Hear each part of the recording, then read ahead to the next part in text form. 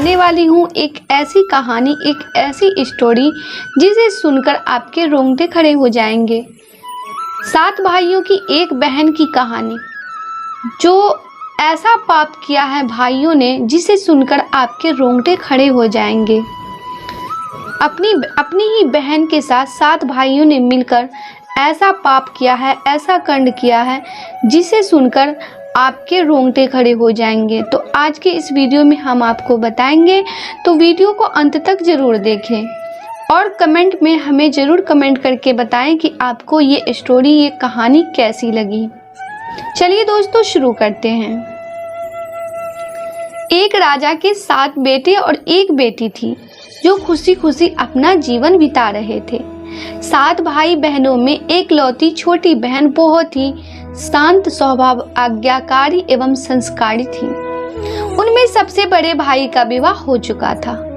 7 भाइयों में सबसे छोटा भाई एक आंख से अंधा था। छोटे भाई के दिल में अपनी एकलौती बहन के लिए बड़ा प्यार एवं लगाव था। एक दिन बड़े राजकुमार अपनी पत्नी और अपने छोटे भाइयों को साथ लेकर अपने खेतों में काम करने चले गए। चूंकि उस जमाने में खेती बाड़ी आपसी सहयोग से हुआ करते थे, सभी लोग खेतों में काम करने जाने से पहले अपनी छोटी बहन को खाना बनाने का आदेश देकर घर से निकलते थे। 7 राजकुमार की बहन अकेले घर पर खुशी खुशी सबके लिए खाना बनाने के लिए जंगल से सहरोटी साग को तोड़कर लाती है और बड़े प्यार से सहरोटी साग की सब्जी बनाने से पहले बैठी और अब औजार लेकर बैठती है। साग काटने लगती है। इसी दौरान वो अपनी उंगली भी काट बैठती है और रक्त की एक तेज धार निकलने लगती है, जिससे उसका पूरा हाथ खून हो जाता है। तब राजकुमारी सोचने लगती है, क्या करूं? अगर घर के दीवार में खून को पोंछूंगी तो भैया लोग देख लेंगे और चिंता करेंगे, और यदि अपने कपड़े में पोंछूंगी तो भाभी खून लगा कपड़ा देखकर गलत समझेंगी, खाना नहीं खाएंगी। राजकुमारी इस डर से सब्जी पकाने वाले छाता साग में सारा खून पोंछकर खून को बहने से रोकती है। फिर इसी खून लगे साग को सब्जी बनाती है। दोस्तों, जब उसके सारे भाई और भाभी अपने खेतों से लौटते हैं तो छोटी बहन हमेशा की तरह सभी के लिए साफ थाली में खाना और मिट्टी के लोटे में पीने के लिए पानी देती है और सभी एक साथ खाना खाते हैं और पके हुए साग को खाकर खाने की जमकर तारीफ करते हैं। और वे सब अपनी बहन से पूछते हैं कि बहन, तुम्हारे द्वारा बनाया हुआ यह साग बहुत ही बार खाए हैं, परंतु आज की बनी सब्जी का स्वाद ही अलग है, बहुत ही अद्भुत लग रहा है। सब्जी बनी हुई हो। पहले तो राजकुमारी डर गई, डर से सहम गई कि कहीं भाइयों को पता न चल जाए कि मेरे हाथ की उंगली कट गई है। फिर वो थोड़ा सोचकर बोली है कि कुछ नहीं भैया, जैसा हमेशा की तरह सब्जी पकाती हूँ वैसे ही तो बनाई हूँ। राजकुमारी अगले दिन 7 भाइयों के अनुरोध पर फिर से एक बार वही छाता साग की सब्जी बनाती है, परंतु भाइयों को पिछले दिन के जैसा स्वाद नहीं मिलता है। फिर ऐसा ही अनुरोध 3-4 बार हुआ, लेकिन खून लगे साग का स्वाद उनके मन मस्तिष्क से उतर ही नहीं रहा था। असलियत जानने की जिज्ञासावश 7 भाई और भाभी ने उससे उस दिन के खाने बनाने का तरीका जानने का जिद करने लगे। मजबूरन राजकुमारी को सारी घटना बतानी पड़ी। सच्चाई मालूम होने पर 5वां भाई, जो बहुत ही लालची किस्म का था, उसने बाकी भाइयों से कहा कि बहन का खून इतना स्वादिष्ट लगा तो इसका मांस कितना स्वादिष्ट होगा। ये बोलकर सभी भाइयों के बीच चर्चा करने लगता है। सबसे छोटे भाई को छोड़कर बाकी भाइयों ने राजकुमारी को मारकर उसका मांस खाने को राजी हो गए थे। मांस खाने की सोचकर उस सभी के मुंह से लार टपकने लगता है। भाइयों के मन में स्वादिष्ट खाना खाने के लिए वे कितना लालची बन गए, इसका आभास राजकुमारी को हो गया कि किस प्रकार उसके भाई उनकी मांस खाने की लालसा कर रखते हैं। एक दिन 7 भाई शिकार खेलने के बहाने राजकुमारी को लेकर घने जंगल में लेकर जाते हैं, जहां पूर्व से निर्मित 4 केंद्र के वृक्षों पर बने मचान के नीचे पहुंचते हैं, जिस पर अपनी बहन को यह झूठ बोलकर चढ़ने के लिए बोलते हैं कि इस मचान पर जंगली जानवर तुम पर हमला नहीं कर सकेंगे। इस प्रकार सातों भाई अपनी बहन को मचान पर बैठा कर अपना अपना धनुष लेकर शिकार करने का ढोंग करके चले जाते हैं। तब राजकुमारी को पूरा आभास हो चुका था कि आज उसका आखिरी दिन है, लेकिन वो चाहती थी कि उनके भाइयों की इच्छा पूर्ण हो, इसलिए भी वो मचान में जाकर बैठ जाती है। दोस्तों, फिर सभी भाइयों केंद्र के वृक्ष पर बने मचान से कुछ दूरी पर स्थित डोंगरी छोटा पहाड़ पर अपने अपने धनुष बाण के साथ पहुंचते हैं और एक चट्टान पर बारी बारी से अपने बाणों को तेज धार प्रदान करते हैं।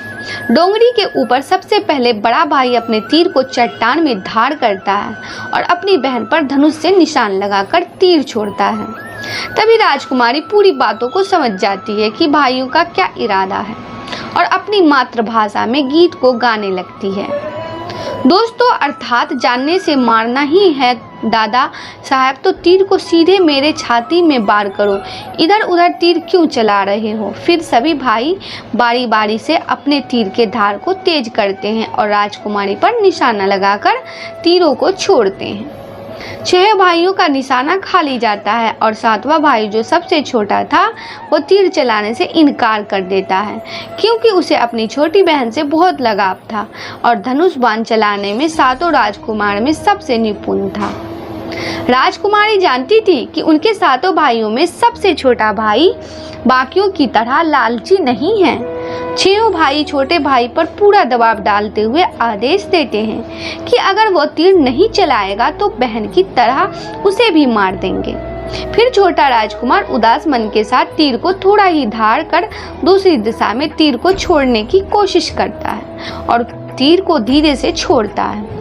राजकुमार हर बार की तरह इस बार भी वही गीत गाती है।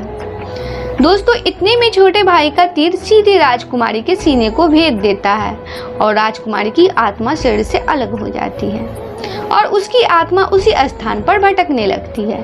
तभी वो देखती है कि उसके शरीर का मांस खाने के लिए उसके भाई कैसे लालच करते हैं और सबसे छोटे राजकुमार को जबरदस्ती मारपीट कर उसके शरीर को काटने का आदेश देते हैं।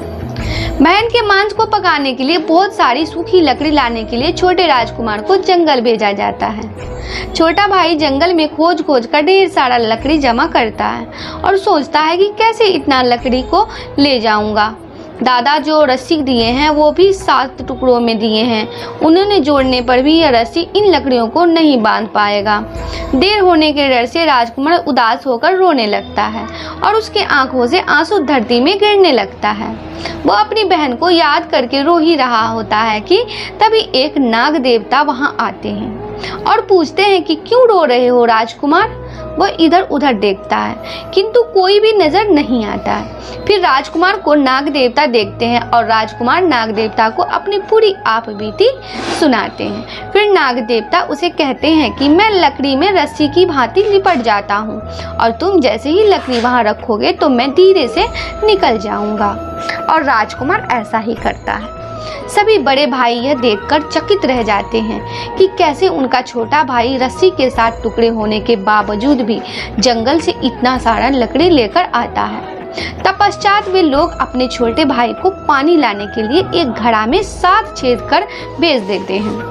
छोटा राजकुमार पानी लाने के लिए एक दाढ़ी छोटा कुआं यानी कि छोटा कुआं में जाता है और घड़े में पानी भरता है, परंतु उसमें छेद होने के कारण सारा पानी गिर जाता है और राजकुमार वहीं बैठकर सोच कर रोने लगता है कि बिना पानी के वापस जाऊंगा तो बड़े भैया लोग मारपीट करेंगे। ये सारी घटना को दाढ़ी के मेढक, केकड़ा और मछली सुन वो देख रहे थे और वे तीनों राजकुमार को रोता देखकर पूछते हैं कि क्यों रो रहे हो। फिर राजकुमार उन्हें अपनी आप बीती को विस्तार से बताता है और कहता है कि मैं अपनी प्यारी बहन के शरीर का मांस कैसे खा सकता हूँ, नहीं खाऊंगा तो बड़े भैया लोग मारपीट करेंगे। तब मेढक कहता है कि तुम परेशान मत हो, हम सब मेढक घड़ा के छेद में चिपक जाते हैं। फिर मछली और केकड़ा बोलते हैं कि तुम हमें लेकर चलो, तुम्हारे भाई जब राजकुमारी के मांस को खाएंगे तब तुम मछली को खाना और जब वे हड्डी को खाएंगे तब तुम केकड़ा को खाना। बड़े भाई को शक नहीं होगा। फिर राजकुमार ने बिल्कुल वैसा ही किया जैसे केकड़े और मछली ने कहा था। दोस्तों रात को जब राजकुमारी का पका हुआ मांस खाने को परोसा गया, तब बड़े भाइयों से छुपाकर वो मांस को दीमक के टीले में डाल देता है और समय बीतने पर वहां बांस का एक बड़ा झुंड उगता है। इस घटना के बरसों बाद एक भीख मांगने वाला जोगी उसी बसंदा के पास से गुजर रहा था और वह सुंदर सुंदर बांस के बुंदा को देखकर सोचता है कि अगर इतनी सुंदर बांस से केंद्रा यंत्र बनाया जाए तो कितना सुरीला धुन निकलेगा। उसी क्षण बांस से आवाज आती है, ना काट रे जोगी, ई तो लगे भैया रोपन। जोगी फिर भी बांस को काटता है। जोगी इसी उद्देश्य से एक मोटा बांस का टुकड़ा काट कर ले जाता है कि इस बांस का आवाज इतना सुंदर है, यदि केंद्रा बनाएंगे तो कितना मधुर आवाज निकलेगा। और जोगी इस बांस से एक सुंदर केंद्रा का निर्माण करता है। इस केंद्रा से इतनी मधुर ध्वनि यानी कि केंद्रा बांसुरी ध्वनि निकलती है कि जोगी जहाँ जहाँ भी इसे बजाता है, इसके ध्वनि से लोग मंत्रमुग्ध हो जाते हैं। एक दिन जोगी घूमते घूमते बड़े राजकुमार के घर पहुंचता है और अधिक धन के लालच में जोगी जोर जोर से बांसुरी बजाना शुरू करता है, परंतु इस बार बांसुरी का मीठा सुरीला स्वर कड़क सा हो जाता है और जब भी जोगी कुछ नया धुन बजाने की कोशिश करता है, बार बार एक ही धुन निकलता है, ना बजा रे केंद्रा, ई तो लगे मेरे दुश्मन का घर। बार बार यही धुन निकलने पर बड़ा राजकुमार मारपीट कर जोगी को अपने घर से भगा देता है। ऐसे ही घूमते घूमते जोगी हर भाई के घर जाता है, लेकिन हर बार की भांति वही धुन, ना बाजरे ना बाजरे बांसुरी तो लगे मेरे दुश्मन का घर बजता है। यह धुन सुनकर सारे भाई जोगी को डांट डपट कर भगा देता है। सबसे अंत में जोगी छोटे राजकुमार के घर पहुंचता है। छोटे भाई के घर के आंगन में प्रवेश करते ही बांसुरी खुद ही बजने लगती है। जोर जोर से बाजरे बांसुरी तू लागे मोर छोट भाई का घर। बड़ा ही मधुर मीठे स्वर का धुन सुनकर छोटा राजकुमार चंद्रमोहित हो जाता है और यह धुन सुनकर छोटे राजकुमार से रहा नहीं गया और जोगी से बांसुरी की मुंह मांगी सोने की मोहरें देकर उसे खरीद लेता है तथा जोगी को अच्छे से मेहमान नवाजी कर अच्छे से विदा कर दिया जाता है। दोस्तों धीरे धीरे समय बीतता है और छोटे राजकुमार अपने काम से कुछ दिनों के लिए बाहर जाते हैं। जब वो वापस आते हैं तो देखता है कि उसका कमरा बहुत ही सुंदर ढंग से सजा हुआ है और घर के सारे बर्तन अच्छे तरीके से रखे हुए हैं। तब छोटा राजकुमार सोचता है कि हमेशा मेरे कमरे की साफ सफाई घर के नौकर करते हैं, लेकिन कभी भी इतना सुंदर सजा नहीं गया है। फिर राजकुमार अपने नौकरों से पूछता है, मेरे कमरे को इतना सुंदर किसने सजाया है। नौकरों के मना करने पर राजकुमार सोचते हैं कि शायद कोई भाभी आई होगी और मेरे कमरे को सजा कर गई होगी। जब भी राजकुमार घर से बाहर काम के लिए जाते, यही घटना हर बार देखने को मिलती और लगातार होने के कारण राजकुमार के मन में जानने की जिज्ञासा उमड़ने लगी कि आखिर मेरे घर को इतने सुंदर ढंग से कौन सजावट करता है। वो अपने भाइयों तथा भाभियों से भी पूछता है और वे लोग भी सजावट करने की बात को साफ ना कर देते हैं।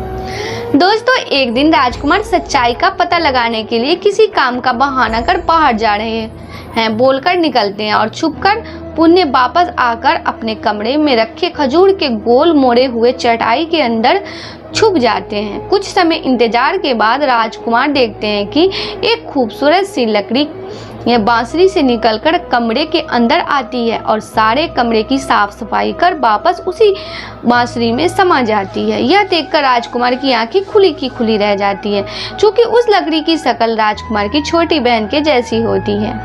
राजकुमार अगले दिन फिर से एक बार उसी प्रकार छुप जाते हैं और जैसे ही वह सुंदर लकड़ी पूरे कमरे की साफ सफाई काम का खत्म करके वापस बांसुरी में जाने वाली होती है, तब छोटे राजकुमार उस लकड़ी के हाथ पकड़ लेते हैं और तुरंत बांसुरी को जला देते हैं, जिसके बाद वो लड़की हमेशा के लिए मानव रूप में परिवर्तित हो जाती है और दोनों भाई बहन खुशी खुशी अपना जीवन जीते हैं।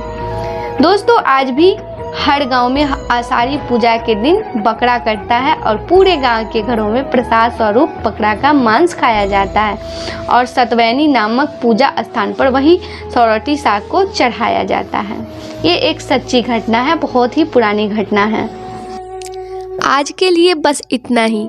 दोस्तों आपको ये वीडियो पसंद आया है तो लाइक करिएगा दोस्तों को शेयर ज़रूर करिएगा। चैनल को सब्सक्राइब करके बेल आइकन को ज़रूर दबाइएगा ताकि आने वाला वीडियो आपको सबसे पहले मिले। दोस्तों मिलते हैं अगले वीडियो में, तब तक के लिए good bye and thanks for watching my video.